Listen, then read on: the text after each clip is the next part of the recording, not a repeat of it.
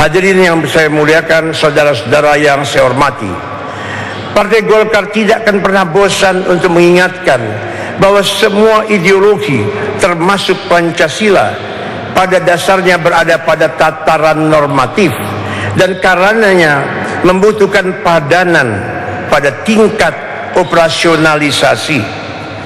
Visi dan ideologi yang berhenti pada tataran normatif hanya akan menjadi suatu dogma yang mati, melayang di langit tanpa kaki untuk membumi dan mengarahkan sejarah.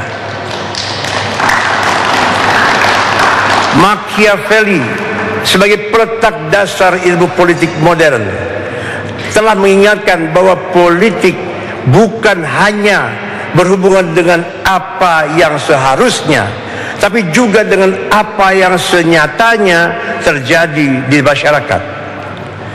Kita harus menghubungkan langit dan bumi, dan jembatan ini adalah tataran ideologi yang bersifat operasional.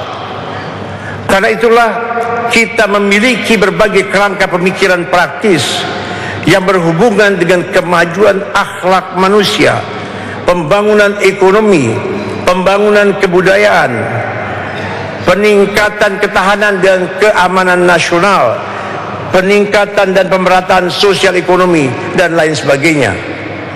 Dan dalam bidang pembangunan kebudayaan misalnya, jati diri bangsa Indonesia dan semangat keindonesiaan semakin tergerus, terutama di kalangan generasi muda.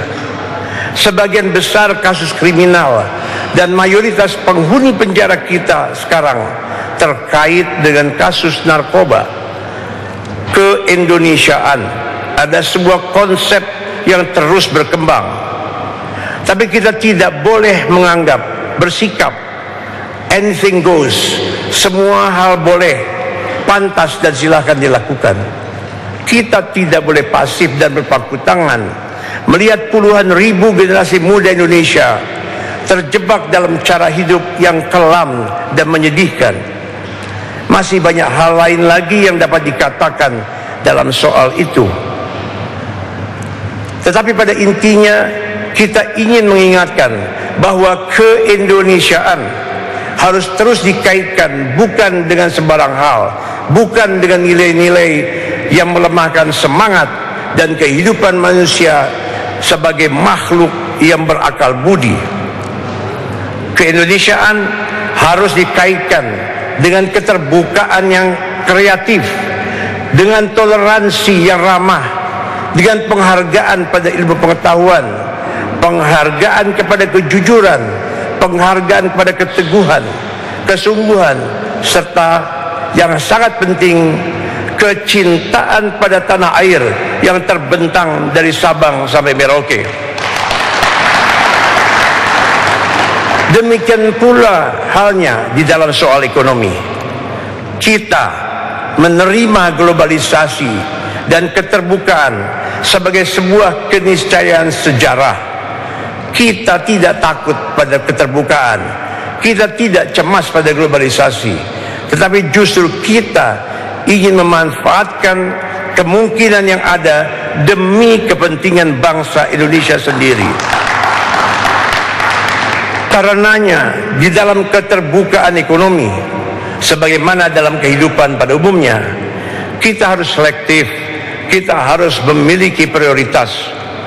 Kita harus mendahulukan pelaku-pelaku ekonomi bangsa Indonesia sendiri, baik swasta maupun pemerintah, sejauh mereka memang produktif dan efisien.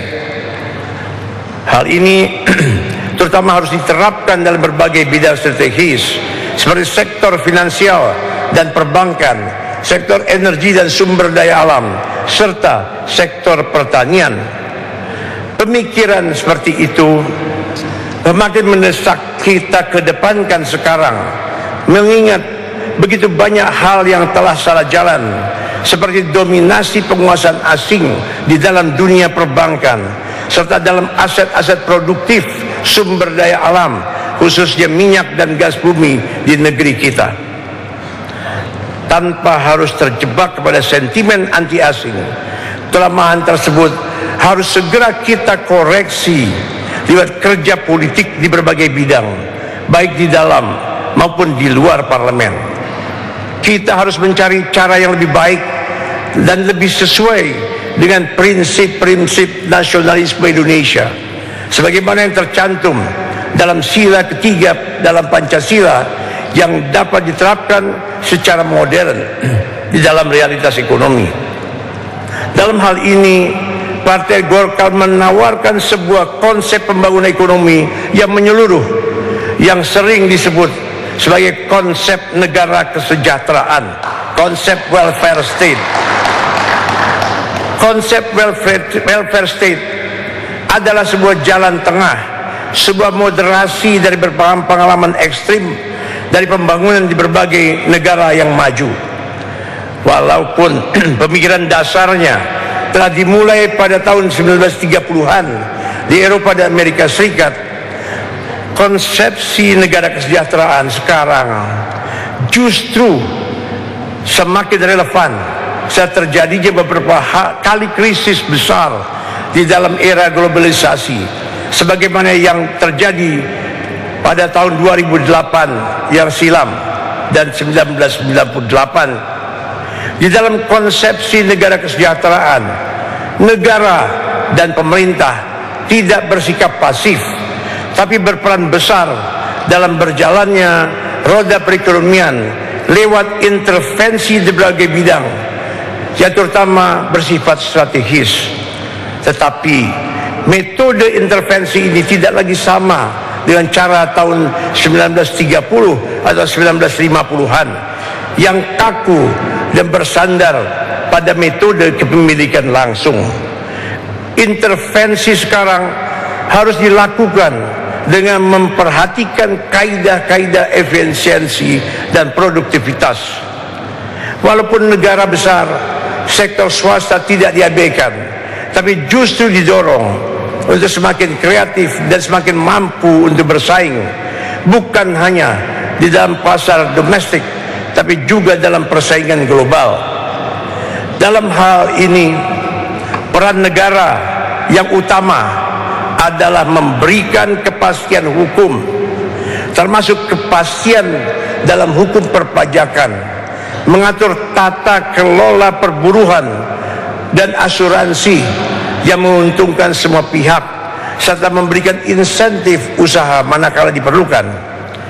Dengan konsep negara kesejahteraan, pemerintah dan semua pihak yang terkait di dalam pembangunan ekonomi menyadari bahwa kepentingan dan kemandirian Indonesia adalah hal yang utama sebagai satu instrumen untuk memajukan kesejahteraan rakyat. Kemandirian dari bangsa adalah sebuah kata kunci.